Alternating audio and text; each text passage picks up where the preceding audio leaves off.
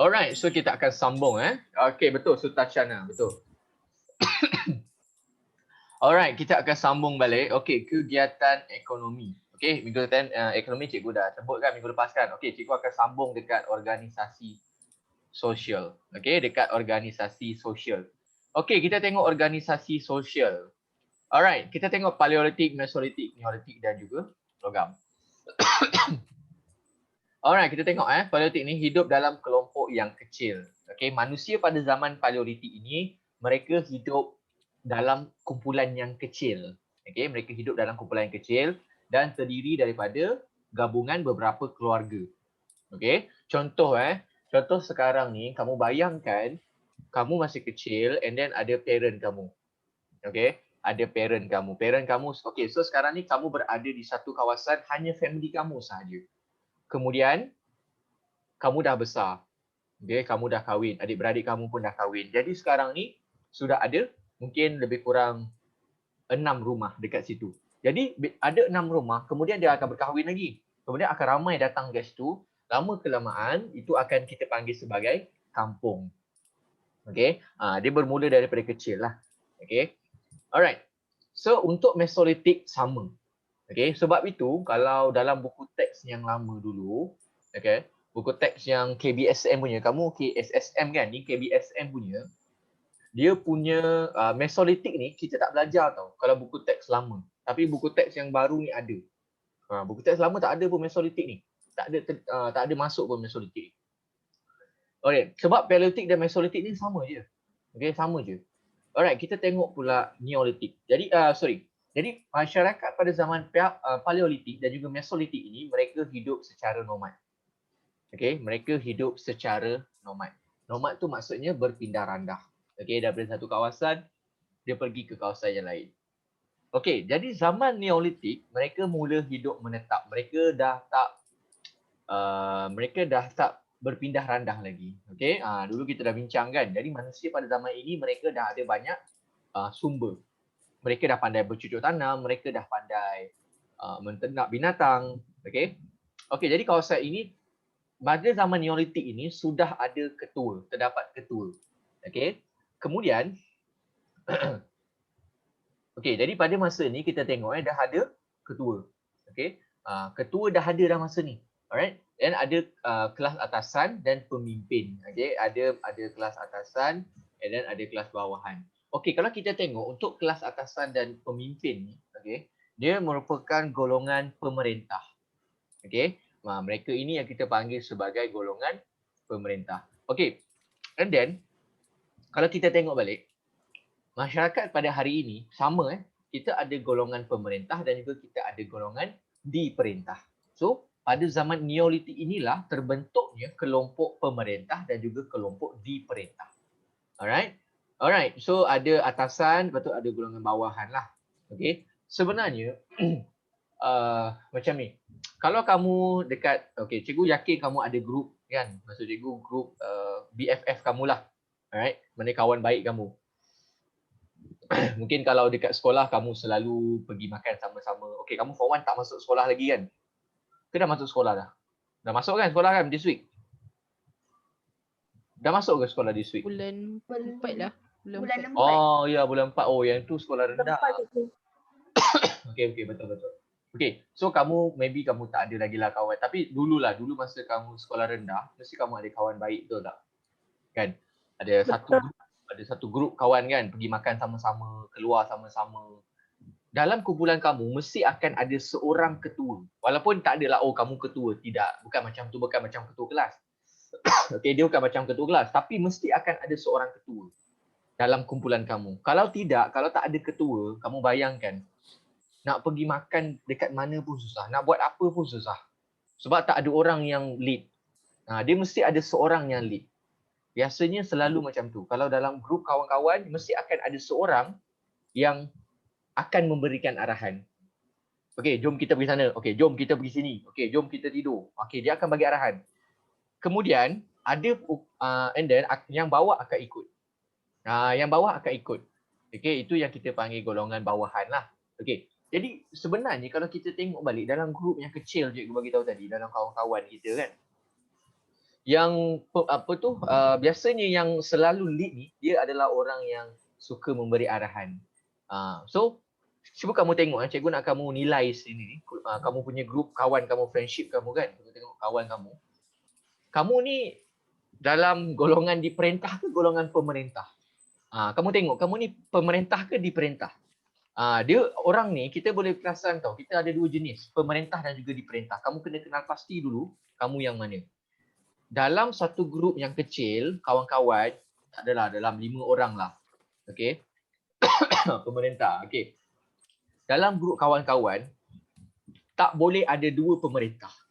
Contohlah dalam 5 orang kawan kan, tak boleh ada dua pemerintah. Kalau ada dua pemerintah, dia akan bergaduh. Yang ni nak bagi arahan, yang ni nak ajak pergi lepak kedai ni, yang ni nak ajak pergi lepak kedai ni. Jadi tak match, bergaduh. Jadi biasa ini normal tau, ini semula jadi. Memang semula jadi macam tu. Biasanya mana-mana grup yang kecil akan ada seorang saja yang akan bagi arahan. Yang lain akan dengar. Jadi kamu pernah tak tertanya, macam mana kalau satu grup tu ada dua kumpulan, ada dua pemerintah, ataupun macam mana kalau saya tak boleh dengar arahan dia? Maksudnya, kamu akan keluar daripada kumpulan tu dan kamu akan join kumpulan lain pula. Okay? Sometimes kamu jadi pemerintah untuk kumpulan tu, tetapi bila kamu join kumpulan lain, kamu akan jadi diperintah pula. Dia selalunya macam tu. Okay? Dia selalunya macam tu.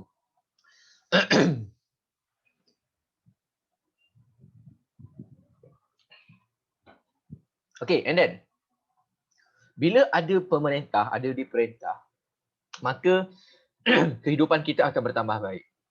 Okay, kehidupan kita akan bertambah baik. Maksudnya, kamu bayangkanlah, cikgu bagi kamu mudah faham lah. Contohlah kamu ada 5 orang kawan. Okay. And then, tak ada, semua diperintah tau. Tak ada seorang pun pemerintah. Tak ada sesiapa pun yang bagi arahan. Mesti kamu akan jadi boring gila. Macam, aduh, tak tahu nak buat apa, tak tahu nak buat apa. Sebab tak ada orang yang nak perintah kamu buat apa. Macam, alah, bosan lah, dah bosan lah. Kalau kawan kita bagi tahu pun, tak nak lah, tak nak lah.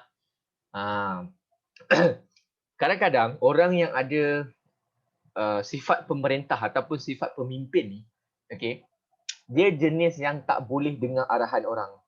Dia tak boleh orang bagi arahan dekat dia. Kalau orang bagi arahan dekat dia, dia tak akan dengar. Kalau orang marah pun dia marah balik. Cikgu jenis yang macam tu. Okay, cikgu tak boleh orang bagi arahan dekat cikgu. Cikgu akan marah. Okay, dia ada orang yang macam tu. Ada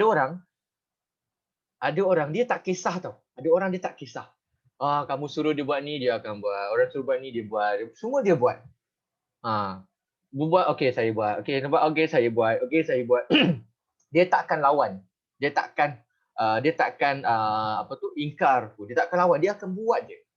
Itu biasanya yang diperintah.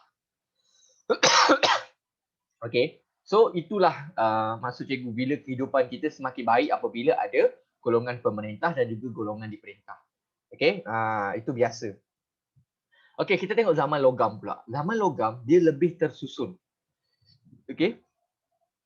Pemimpin bertanggungjawab untuk menyelesaikan masalah yang timbul dan juga membentuk aturan kehidupan. Membentuk aturan kehidupan, pembentukan sistem pentadbiran. Okey, jadi disebabkan kehidupan yang lebih tersusun, maka tanggungjawab pemimpin itu semakin besar. Okey? Sebab kamu kena faham tau, kalau kamu rasa kamu ni adalah pemimpin dalam grup kamu, okey, grup kawan-kawan kamu, seorang pemimpin dia akan bertanggungjawab kalau apa-apa jadi pada kawan-kawan dia. Bukannya pemimpin suka bagi arahan je, and then bila ada masalah lari. Itu bukan pemimpin. Okey? Pemimpin ni dia mesti apabila ada masalah dia akan selesaikan. Dia akan tolong kawan-kawan yang lain. Dia bukannya bila ada masalah dia lari terus. Contohlah keluar dengan kawan-kawan kan, lepas tu kawan kena marah. Mak dia marah sebab balik lambat. Sebagai seorang pemimpin, kamu kena teman dia pergi jumpa mak dia, minta maaf dekat mak dia. Ataupun dekat ayah dia, cakap saya minta maaf, bla bla bla. Itulah ciri seorang pemimpin yang baik. Okey, itulah ciri sebagai seorang pemimpin. Bukannya ada masalah terus lari. Bukan macam tu. Okey, tiba-tiba ada masalah kan. Tiba-tiba ada masalah, And then, lupalah saya ada kerja lah, saya dekat rumah lah, mak saya panggil terus balik rumah. Tak, bukan macam tu Dia mesti ada dia mesti rasa tanggungjawab. Jadi seorang pemimpin ni pada zaman ni dia semakin bertanggungjawab untuk menyelesaikan sebarang masalah yang timbul. Okey? Untuk menyelesaikan sebarang masalah yang timbul dan juga untuk membentuk aturan kehidupan. Apa yang dimaksudkan dengan membentuk aturan kehidupan? Maksudnya, zaman logam ini, pemimpin akan menentukan peraturan undang-undang bagi masyarakat dia. Contoh, lepas pukul 10 malam tak boleh keluar lagi. Pukul 10 malam mesti ada dalam rumah. Pukul 11 malam mesti semua orang tidur. Tak boleh lagi kamu nak main phone ke, tak boleh. Semua kena tidur. Okay? Itu membentuk aturan kehidupan. Okey, kemudian disebabkan berlakunya pembentukan aturan kehidupan, adanya pembentukan sistem pentadbiran. Maka adanya sistem pentadbiran sekarang ni. Okey. Jadi bila kita tengok pembentukan sistem pentadbiran ni, maksudnya ada ketua and then ada pembantu-pembantu dia. Pembantu dia kita panggil sebagai pembesar. Okey, ada pembantu-pembantu dia yang kita panggil sebagai pembesar. Okey, itu pasal ni. Okey, kita tengok kepercayaan pula. Okey. Okey, untuk kepercayaan, pada zaman Paleolitik, mereka mengamalkan animisma dan kepercayaan alam semula jadi yang menentukan kehidupan mereka, percaya kepada kuasa alam semula jadi seperti petir, kilat, angin, hujan, matahari. Okey, dan mereka percaya setiap objek di sekeliling mempunyai kuasa. Zaman Mesolitik dan juga Paleolitik sama, tak ada perbezaan yang sama je. Okey. And then kita tengok. Zaman Paleolitik ni, okey, mereka percaya tau kepada hantu-hantu, kepada roh, kepada semangat. Mereka percaya. Okey? Mereka percaya. Contoh macam ni. Mereka percaya apa yang berlaku tu ada efek kepada kehidupan mereka. Contoh macam petir. Okey? Contoh bila nampak petir kan, mereka tahu, bila petir keluar maksudnya Tuhan marah mereka.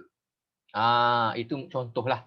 Okey? Bila ada petir dia faham, ini mesti Tuhan marahkan manusia. Okey? Sama juga macam kilat.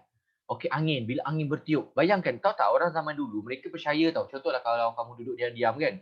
Tiba-tiba ada angin kuat depan kamu. Zuf, lalu depan kamu. Maka orang zaman dulu kata itu ada hantu yang lalu.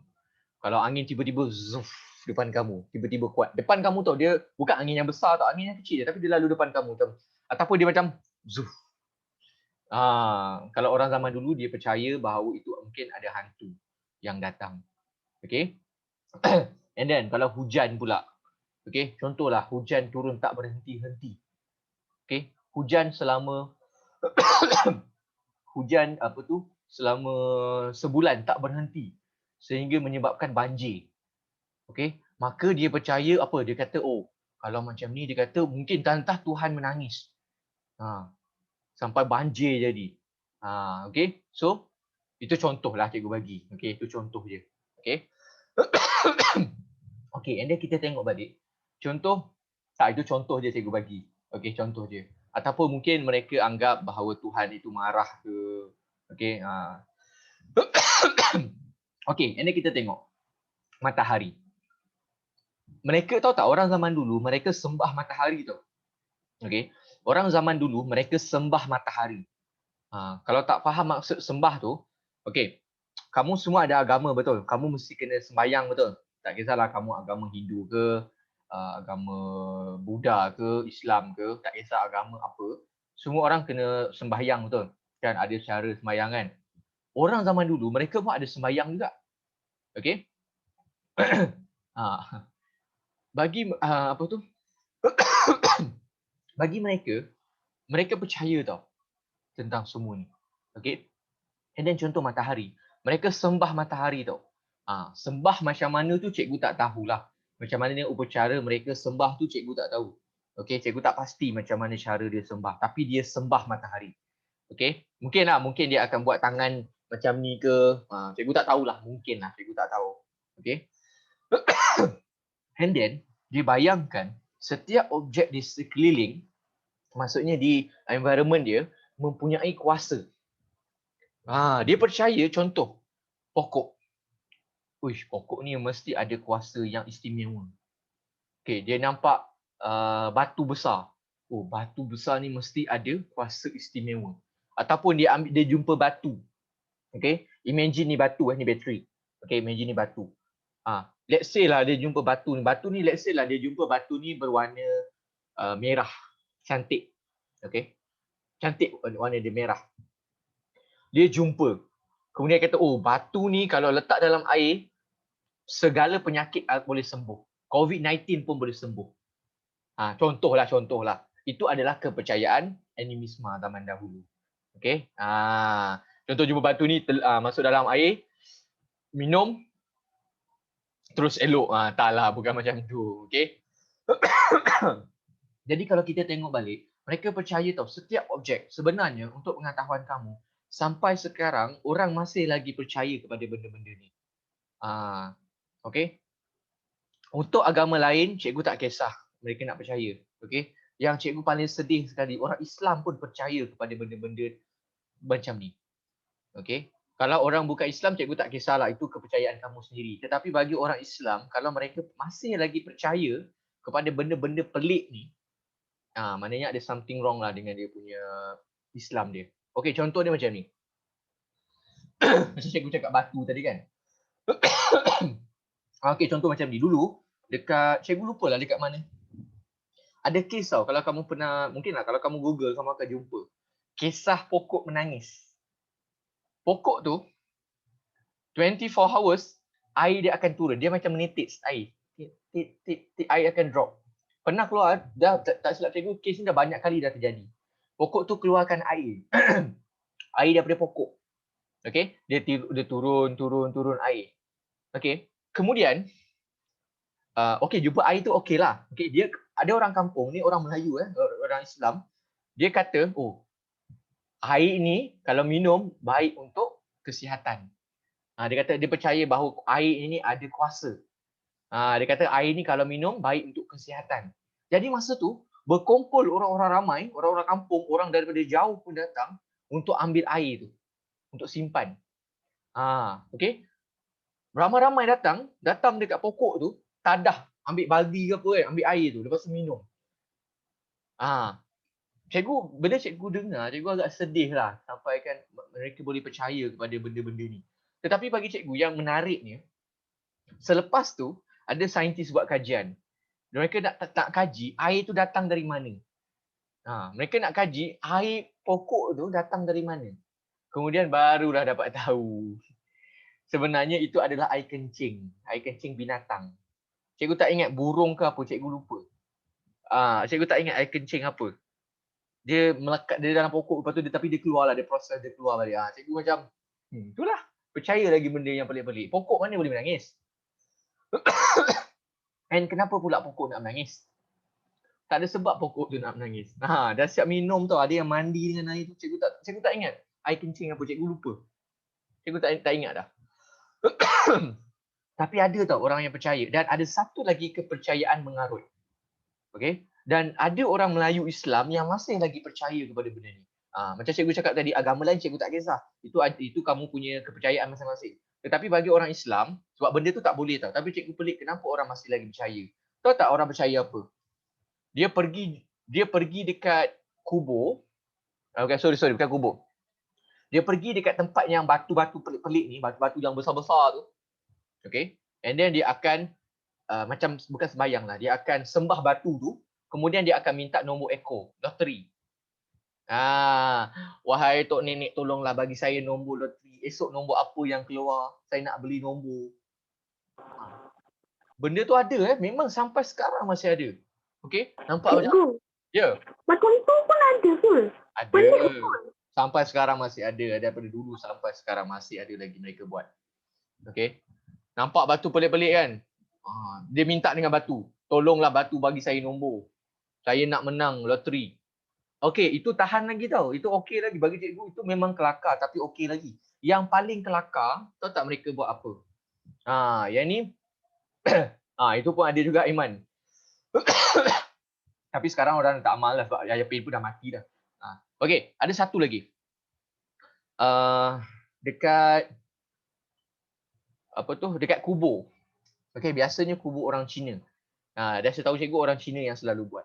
Mereka akan minta nombor daripada hantu yang ada dalam kubur tu. Dia ada upacara dia, ritual dia. Dan tak silap cikgu, ritual dia kena letak darah ayam. Darah ayam yang masih baru tu simbahkan dekat kubur dia. Nanti hantu tu akan keluar. Lepas tu mintalah dia punya nombor ekor dia. Ayah hantu Ya. Batu tu boleh cakap ke? Tak boleh bercakap. Macam mana dia dapat nombor loteri? Yang bagi cikgu lah, yang bagi tu bukannya batu yang bagi, tu mungkin ada hantu ke jin ke dekat situ lah yang Itu macam belief. mungkin kamu percayalah, macam tiba-tiba kan Pelik betul. dia tak bagi tahu tau, tiba-tiba kamu terfikir tau macam nombor 2. Nombor 2. Lepas tu kamu diam lagi terfikir 4. Maksudnya batu tu bagi tahu dalam kamu punya fikiran, padahal fikiran tu kamu yang fikir sendiri. Tak ada kaitan pun dengan batu tu. Tapi kamu anggap batu tu yang bagi tahu. Padahal batu tu tak buat apa pun. Batu tu duduk situ je.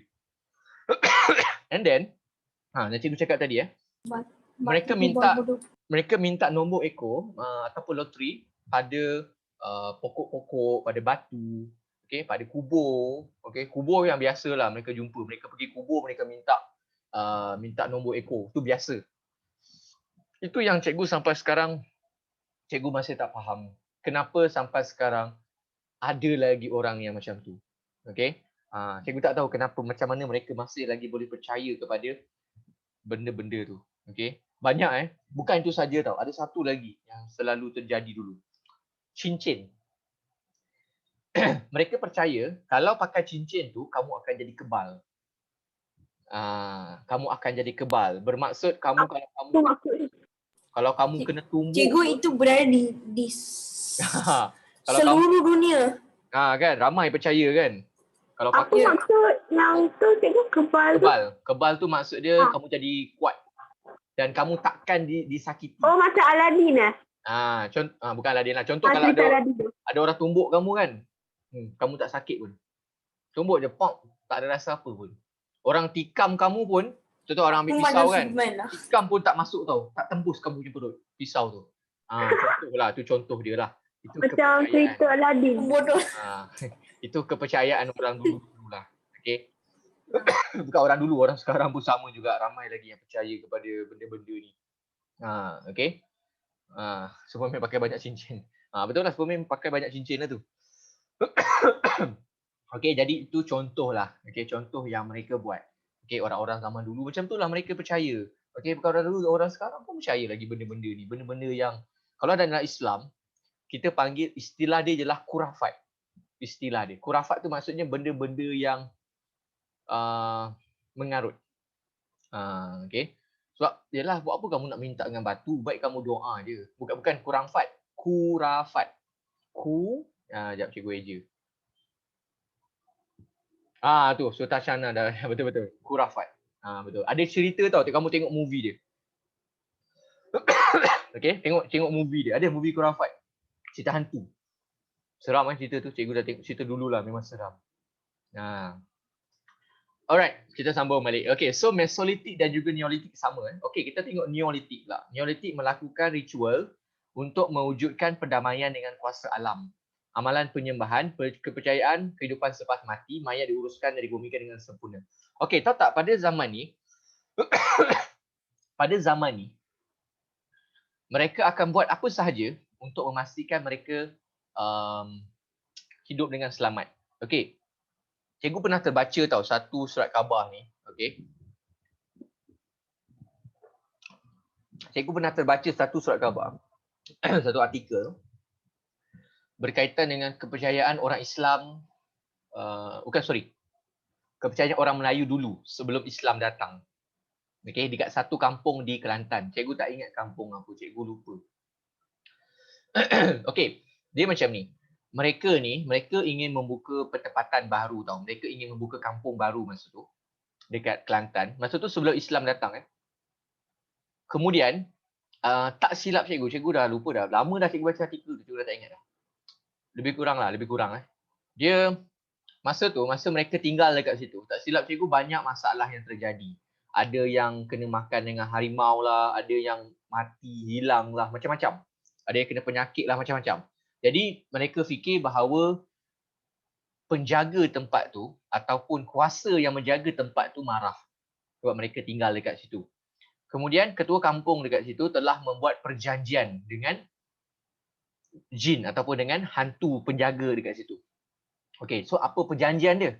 Perjanjian dia ialah setiap tahun mereka orang kampung ni perlu mengorbankan seorang perempuan muda setiap tahun sebagai makanan kepada hantu yang menjaga tempat tu. Cikgu, tempat tu dekat mana cikgu? Kelantan. Tak nak dah pergi. Tak, tapi cikgu tak tu zaman dulu bukan zaman sekarang. Itu sebelum Islam datang. Takut betul. Tu sebelum Islam datang dulu, dah lama dah tu. Okey, Islam datang pun dah berapa puluh tahun dah, berapa ribu tahun. Tu dululah. Ya, mereka percaya hantu tu jaga kawasan tersebut. Okey. Jadi dia bagi ni perempuan muda. Okey, and then Islam datang. Okey. Kemudian Islam telah datang. Bila Islam datang, Islam memang melarang tau amalan tersebut. Tak boleh lah suka hati kamu nak bunuh orang, apa hal? Nak bunuh orang. Tak boleh bunuh orang sesuka hati. Kemudian mereka tukar. Okey, mereka tukar cara. Dan tak silap cikgu, mereka menukar perjanjian dengan hantu tersebut. Okey, antara yang mereka tukar ialah mereka tak nak lagi korbankan manusia. Kali ni mereka korbankan binatang. Kalau tak silap cikgu, kerbau. Kalau tak silap cikgu. Cikgu tak ingat. Kerbau ke, lembu ke, kambing ke, cikgu tak ingat. Tapi saya tahu, seingat kerbau lah. Tak silap cikgu. And then, apa yang berlaku, dia sembelih, dia potong kepala kerbau tu dan kepala tu akan diberikan kepada hantu tersebut. Okay, dia bagi kepada ni lah.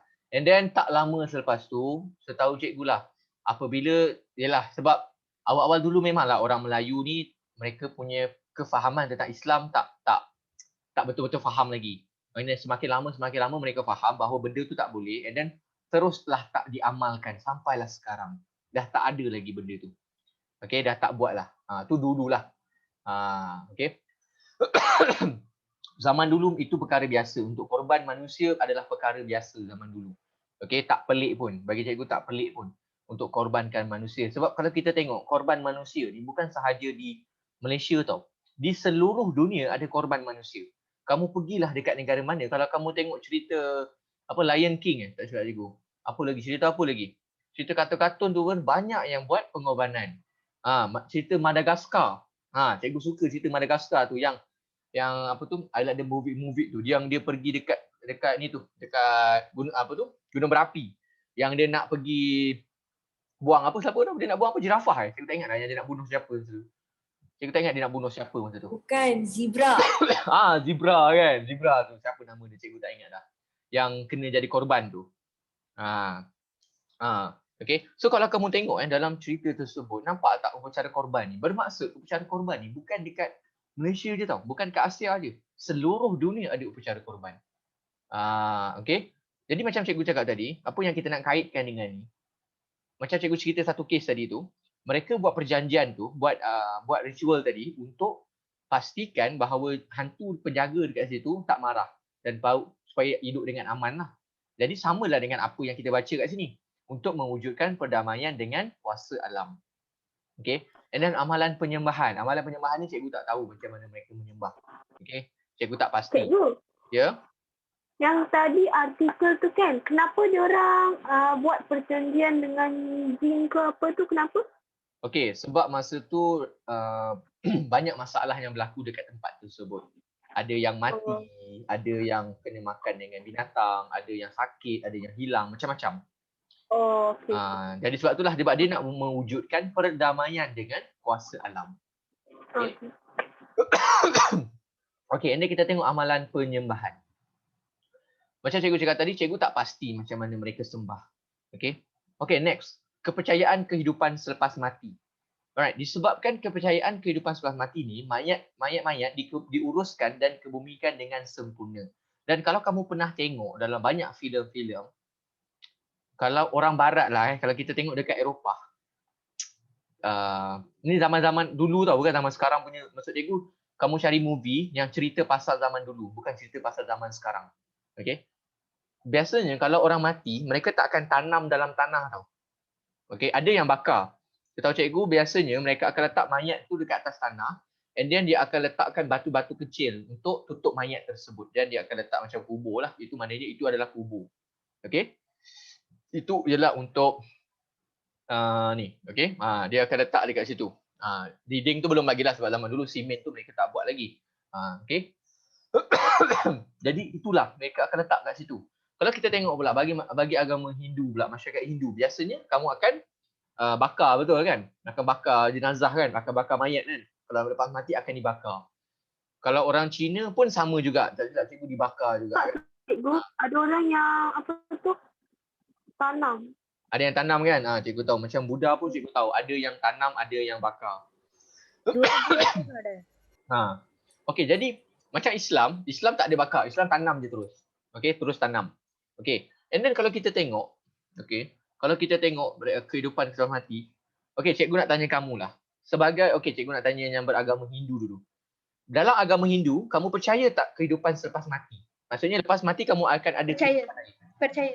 Percaya kan? Percaya. Betul cikgu. Kita orang ada banyak lagu India yang cakap tentang kehidupan selepas mati. Dan agama Hindu juga percaya kepada Lepas mati syurga dan kita neraka akan kan? jadi binatang ataupun yang lain-lain. Betul? Ya. Percaya kan syurga dan neraka kan? Percaya. Alright. Apa kita panggil Ya, nirvana. cikgu. Betul, nirvana kan? Alright. Kemudian, disebabkan kepercayaan kehidupan selepas mati ni, kita akan uruskan mayat dengan baik. Alright. Contoh cikgu bagi untuk agama Hindu, agama Buddha, cikgu tak pasti macam mana kamu uruskan pengurusan mayat tu, cikgu tak tahu. Kalau Islam punya cikgu tahulah, so cikgu cerita yang Islam punya. So selepas mati, nanti jenazah ataupun mayat tersebut akan dimandikan. Okay, dia akan dimandikan. Okay, ada orang lah, nanti ustaz tu akan mandikan. And then mandi bagi bersih tau. Bersih sabun badan dia, apa semua. Alright, buang najis dia semua, settlekan, bersihkan, clearkan badan dia. Kemudian, akan pakaikan wangi-wangi sikit lah. Okay, benda-benda yang buat dia wangi. Kemudian, mayat tersebut akan dikafankan. Maksudnya akan dibungkus dengan kain kafan. Okay, dibungkus lah. Dia, tak cikgu, 7 lapis kain. Kain kafan warna putih. Okay, kain kafan warna putih saja, tak ada warna merah pun, hijau ke tak ada, warna putih je ada. And then dia akan tutup. Kemudian selepas dia tutup jenazah tadi, mayat tadi, akan ditanam dalam kubur. Okay, itu proses ringkas untuk mayat dalam Islam. Okay, so kalau kita tengok, kenapa kena pakai wangi-wangi? Sebab nanti bila kita dah mati, supaya kita wangi. Okay, sebab kita akan berjumpa dengan Tuhan lepas ni. Mestilah kita nak wangi-wangi. Kan? Takkan kita nak busuk-busuk. Sebab kita dah mati tau. Bila kita mati, yang datang dekat kita nanti malaikat tau. Mungkin malaikat yang akan datang jumpa kita. Dia akan tanya. Kalau orang Islam dia percaya tau. Lepas mati dalam kubur, bila keluar je, bila bukan keluar lah, bila orang-orang lain dah balik, okay, maka malaikat akan datang. Ada 2 orang malaikat akan datang. Dia akan tanya, siapa Tuhan kamu? Apakah agama kamu? Siapa Nabi kamu? Dia akan tanya macam tu. Okay? Tapi yang jawab tu bukannya kamu yang jawab tau. Okay? Bukannya kamu tak sedar tau. Bukannya macam, kamu malaikat kamu malaikat bukan macam tu. Okay? Tak adanya masa tu. Tak akan jadi macam tu pun.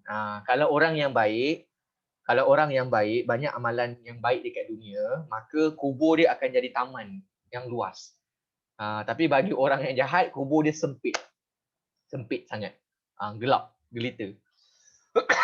Okay, so berbalik semula kepada kehidupan selepas mati tadi, cikgu rasa kebanyakan agama semua percaya kepada kehidupan selepas mati. Okay, ada satu lagi yang menarik tentang kehidupan selepas mati ni, iaitu dalam amalan agama Mesir Purba. Okay, Firaun. Tahu tak, piramid dibina berdasarkan kepercayaan kehidupan selepas mati. Dia ada dia punya flow dalam piramid tu, dia punya susun atur dalam piramid tu berdasarkan kehidupan selepas mati dia. Dia percaya kalau Firaun tu nanti mati. And then Firaun tu nanti akan ada satu makhluk yang akan timbang dia punya hati. Baik ke jahat. Kalau banyak jahat, yang makhluk tadi dia akan makan hati tu dan dia tak akan dihidupkan semula. Tetapi kalau dia baik, kemudian dia akan sampai ke satu sungai. Lepas tu dia naik satu perahu and then dia akan bawa senjata dia untuk lawan dengan ular berkepala dua. Kalau dia menang dengan ular tersebut, maka dia akan dilahirkan semula sebagai seorang manusia. Kalau tidak, dia tidak akan dilahirkan. Itu kepercayaan masyarakat Mesir purba dulu. Okey, kita tengok pula dalam pengurusan mayat bagi orang lain. Kita tengok dalam orang asli. Okey, dan juga etnik-etnik di Sabah dan Sarawak. Kamu tahu tak, ada mayat-mayat yang diletakkan di dalam apa tu? Macam pasu bunga tu. Pasu bunga kecil kan, bukan pasu, tempayan lah. Ada mayat yang dimasukkan dalam tempayan. Kemudian ditanam. Tempayan tu kan kecil kan. Manusia tu dia akan lipatkan badan manusia tu, kemudian dia akan letak muat dalam tempayan. Supaya kamu muat, dia akan patahkan kaki kamu masuk dalam tempayan. Lepas tu dia tanam. Dia yang macam tu. Ada juga yang tanam manusia, bukan tanam tau, dia letak dalam sampan. Sampan tahu kan bentuk sampan kan? Macam ni. Dia macam curve sikit kan sampan kan? Dan dia akan letak mayat, lepas tu ditutup. Itu pun ada juga. Okay. And then ada juga yang kalau dekat Bali, hari ni cikgu pernah tengok satu dokumentari pasal perkuburan dekat Bali ni, masyarakat orang asli dekat sana. Tahu tak mereka tak tanam mayat tau. Mereka ada satu kawasan yang kita panggil sebagai kawasan perkuburan lah. Okay. Mayat tu tak akan ditanam tau. Mayat tu akan letak atas tanah. Lepas tu dia akan tutup macam ada daun-daun ke ranting-ranting kayu, dia tutup macam tu je. Sampailah mayat tersebut kering. Dia akan buat macam tu. Selepas mayat tersebut kering, tengkorak tadi akan disusun dekat dinding. So, kalau kamu tengok dokumentari tu, masa orang tu sampai kat situ, dia sampai tempat tu, sekeliling kawasan tu penuh dengan tengkorak manusia. Itu maknanya adalah orang-orang yang pernah tinggal dekat situ dulu. Penuh dengan tengkorak manusia. Bayangkan kalau datang waktu siang pun dah takut, ini pula datang waktu malam. Ada dokumentari dia. Cikgu tak ingat kat mana cikgu tengok dulu. Dia masuk Bali, Indonesia. Okay. And then bau dia memang kuat, bau dia. Bau mayat yang kuat, busuk. Sebab mayat tidak ditanam dan tidak dibakar. Tetapi mayat itu diletakkan sahaja di atas tanah dan ditutup dengan daun-daun dan juga ranting kayu sahaja. Sebab itulah mayat itu berbau. Sebab itulah mayat itu berbau. Okey, kita tengok pula kepercayaan dari sudut logam. Pada zaman logam ni, manusia dah kurang sembah alam. Okey, manusia dah kurang. Ada yang sembah alam lagi, tapi dah berkurang. Okey, jadi masa ni mereka dah buat binaan yang khusus. Mereka dah buat satu binaan untuk manusia sembah. Mereka tidak lagi buat mereka tak lagi macam sembah pokok ke, sembah batu ke, dah tak dah. Kali ni mereka buat satu binaan. Mungkin mereka bina macam patung ke, okey. Mereka bina batu yang besar ke, yang petak bulat ke, tak kisahlah. Okey, jadi mereka sembah tu untuk menggantikan yang sembah pokok, sembah batu tadi tu. Tapi cikgu tak tahulah kenapa sembah alam tu sampai sekarang masih ada yang amalkan lagi. Okey, kita tengok dari sudut kesenian dan kebudayaan. Okey. Okey, kita tengok zaman Paleolitik, mereka menghasilkan lukisan gua yang bersifat realisme. Okey, yang bersifat realisme. Alright, so kita tengok apakah yang dimaksudkan dengan realisme. Sekejap. Okey, realisme ialah aliran sastra dan seni yang menggambarkan kisah hidup. Ya. Kenapa? Okey, pergi. Thank you. Alright, so realisme tu bermaksud aliran sastra dan seni yang menggambarkan kisah hidup sebenar. Bermaksud orang zaman Paleolitik dan juga Mesolitik ni, mereka akan lukis tau. Mereka lukis dekat gua, kat dinding gua, apa yang mereka buat. Contoh mereka memburu binatang. Okey, dia akan lukis gambar mereka memburu binatang. Okey. Ataupun mereka lukis gambar mereka bercocok tanam padi ke apa, mereka lukis. Walaupun lukisan tu tak adalah cantik macam sekarang ni, tapi nampaklah kalau burung tu dia akan lukis macam V tu. Kan kalau kamu masa sekolah rendah dulu kalau lukis burung mesti V kan? Burung. Ya, cikgu. Kan? Kan? Kalau lukis burung je, kalau lukisan je, kalau kelas seni mesti lukis V. Cikgu tak tahu kenapa semua orang lukis V. Sebab senang sikit nampak burung kan. So macam tu lah orang zaman dulu lukis juga. Senang lah, tak adalah nak buat bulu, nak buat paruh dia, nak buat kepala, tak payahlah, susah nak buat.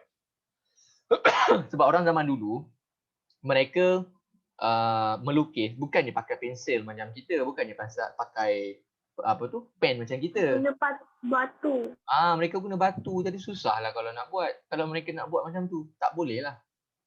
Okay. Alright, so zaman Neolitik pula, lukisan gua ada lagi kemudian mereka ada juga corak yang menghiasi perbuatan tembikar. Bermaksud, mereka buat macam pasu bunga, pasu tu kan, okay, ataupun tembikar.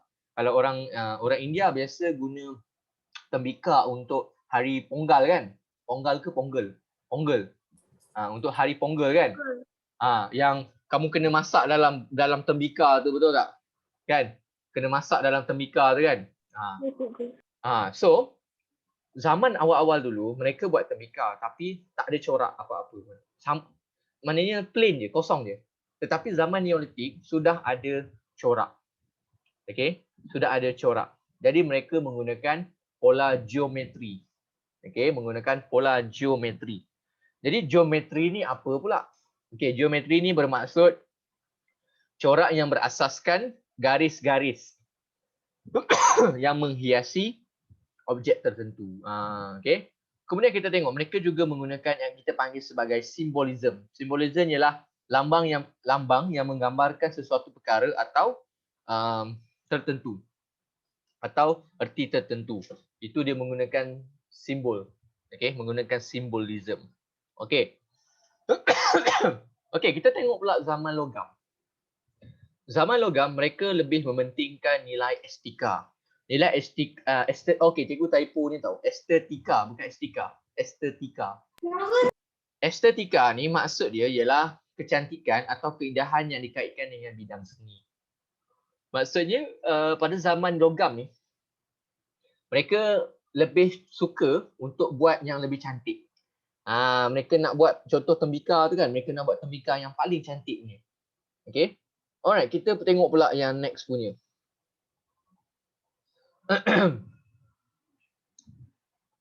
Okey, 3.4. Kesinambungan sumbangan zaman prasejarah kepada kemajuan kehidupan manusia. Alright, kita tengok aktiviti pertanian. Jadi aktiviti pertanian ini bermula sejak zaman Neolitik. Ingat sejak zaman Neolitik. Alright, jadi tanaman dia yang ada ialah padi, gandum, barley. Alright. Okey, itu antara tanaman yang ada. Okey, dalam nota yang cikgu bagi ni agak mudah untuk kamu hafal. Okay, dan agak mudah untuk kamu faham sebab cikgu dah kategorikan dia. Alright. And then aktiviti pertanian pada zaman Neolitik ini pada peringkat awal dulu, okay, pada peringkat awal dulu lebih bersifat sara diri. Sara diri bermaksud kamu tanam apa-apa, contoh kamu tanam padi ke tanam buah ke, cukup untuk kamu makan sahaja ataupun keluarga kamu makan. Maksudnya tak ada lebihan, tak ada lebih. Contoh kamu tanam padi kan, kamu dapat makan untuk keluarga kamu je. Tak cukup kalau nak bagi orang, nak jual ke orang tak cukup. Itu kita panggil sebagai sara diri. Okey, cikgu yakin dekat rumah kamu, mesti mak kamu ada tanam pokok kari, betul tak? Daun pandan, pokok serai, betul tak? Mesti ada kan? Cikgu yakin mesti ada. Kalau orang India, cikgu tahu orang India dia suka tanam pokok kari. Betul tak? Sebab cikgu ramai dulu jiran orang India. Memang dia akan tanam pokok kari. Dan ada satu lagi pokok yang ditanam, ialah pokok bunga untuk semayang tu, yang warna putih tu.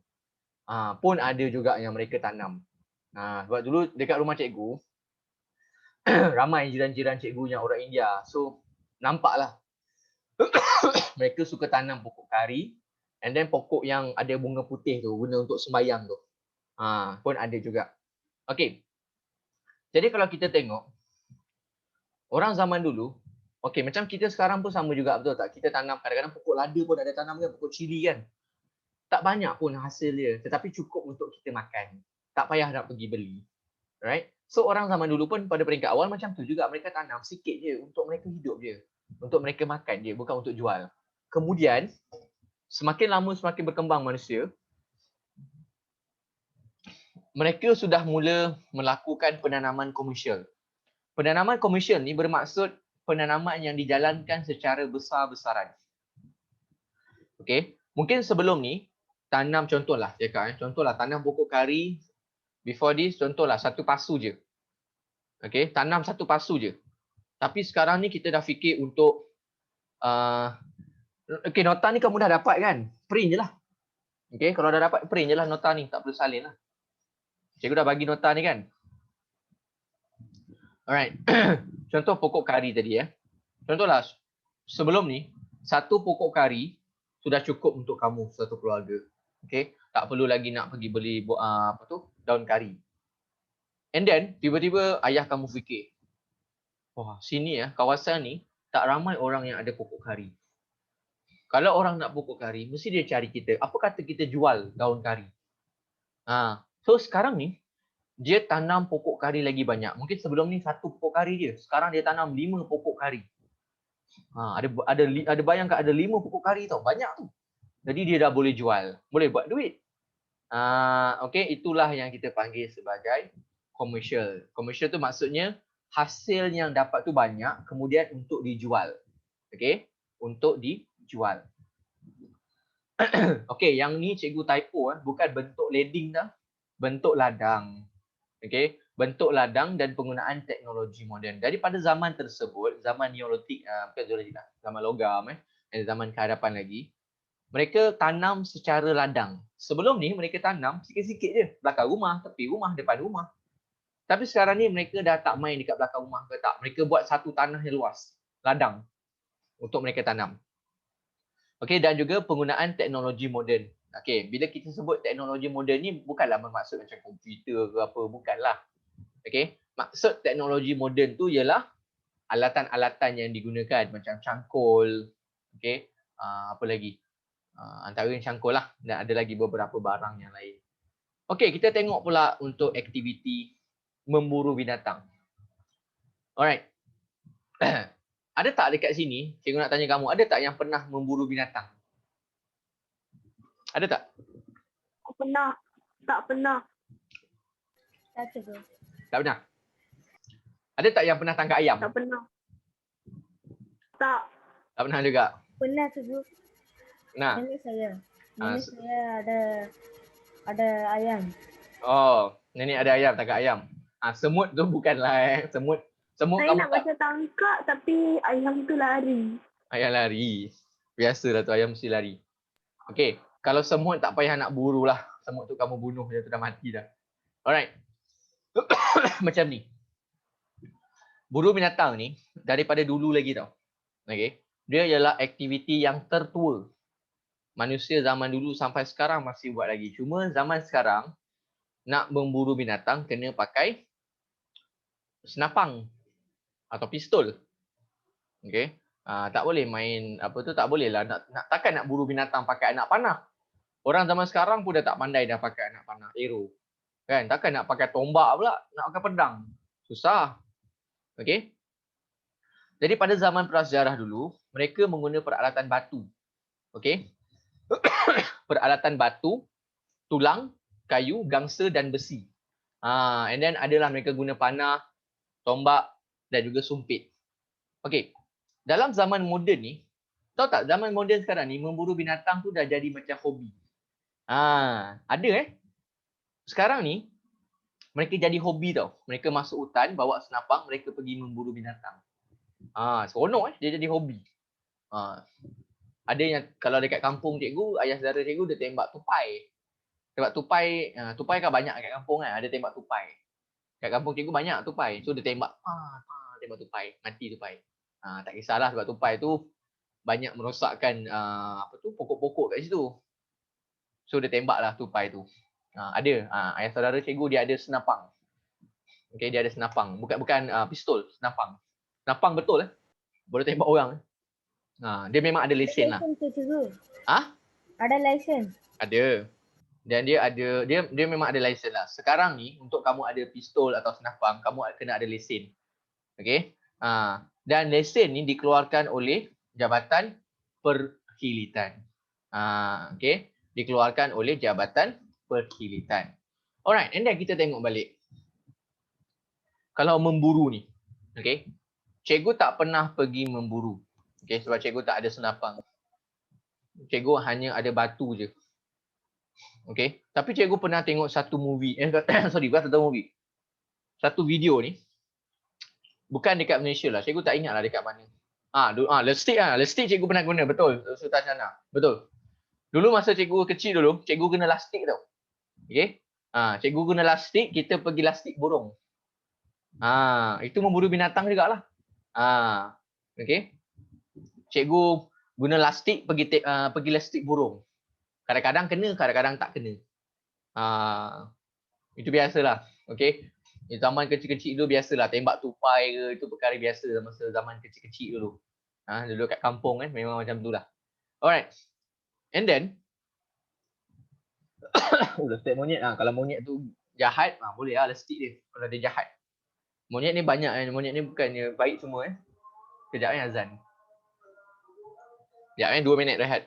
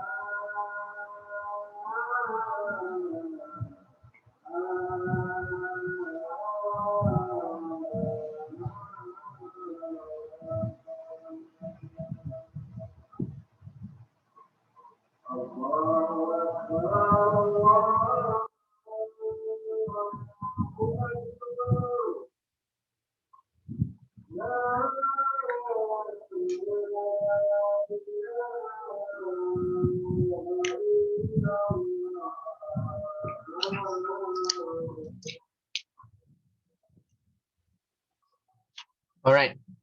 Okay, kita sambung balik ya. Alright. Okay. So, kat mana tadi? Okay, jadi memburu binatang Jadi memburu binatang ni macam cikgu sebut tadi bahawa memburu binatang ni memang sejak dari dulu lagi. Okay. Memang sejak dari dulu lagi manusia dah memburu binatang. Okay, bukannya baru-baru ni. Okay. Okay, kita tengok pula next. Menternak binatang. Okay, menternak binatang. Okay, kita tengok menternak binatang. Okay, menternak binatang ni sejak zaman Neolitik. Manusia pada zaman Paleolitik dan juga Mesolitik, mereka tidak menternak binatang lagi. Start daripada zaman Neolitik. Jadi apabila adanya amalan menternak binatang, jadi manusia boleh mendapatkan bekalan makanan berterusan. Okay. Jadi pada zaman moden, menternak binatang ni telah dijadikan sebagai satu yang komersial. Contoh, kamu nak makan ayam. Okay. Kamu beli kat pasar kan. Yang beli kat pasar tu, dalam reban ayam dia bukannya ada 5 ekor ayam je. Okay. Ayam yang dia ada beratus-ratus ayam. Okay. Yang supplier yang bagi dia ayam tu, okay. Supplier yang hantar ayam dekat dia, bukannya 1-2 ekor tau, dia hantar beratus ekor. Jadi kita tahulah kalau dia hantar beratus ekor setiap hari, bermaksud dia ada berapa ratus ekor, berapa ribu ayam, kan? Itu yang kita maksudkan dengan komersial, bagi menampung keperluan daging dan juga susu. Okey. Jadi antara binatang yang diternak termasuklah lembu, kerbau, ayam, kambing, dan ada juga contoh macam khinzir ataupun babi. Ada juga yang diternak. Okey, ada banyak yang diternak. Bukan satu je yang dia ternak. Ada macam-macam benda yang dia ternak. Alright, so kalau kita tengok balik, okay. So kalau kita tengok balik, contoh macam binatang, tak kisahlah apa binatang pun.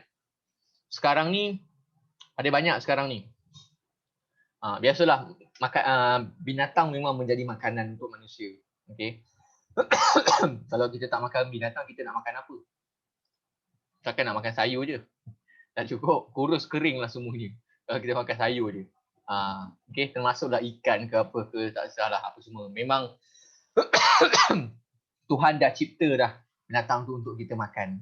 Okay, tapi bukanlah semua binatang kita boleh makan. Okay, ada binatang yang kita tak boleh makan. Ada binatang yang kita boleh makan. Okay, nak makan boleh tetapi biarlah berpada-pada.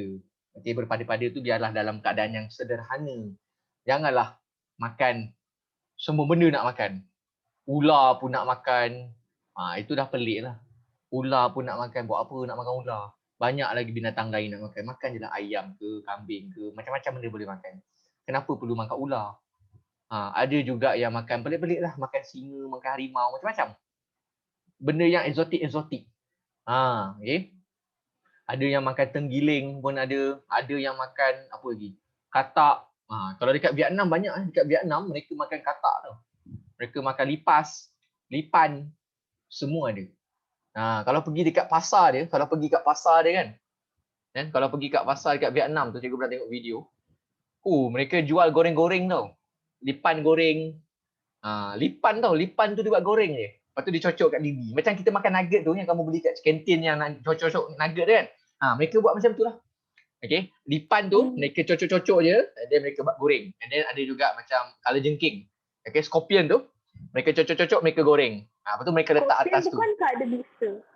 Tapi mereka buang dululah bisa dia. Okay, mereka buang dulu bisa tu. Okay. Alright. So stop untuk hari ni. Dah 8.46 dah.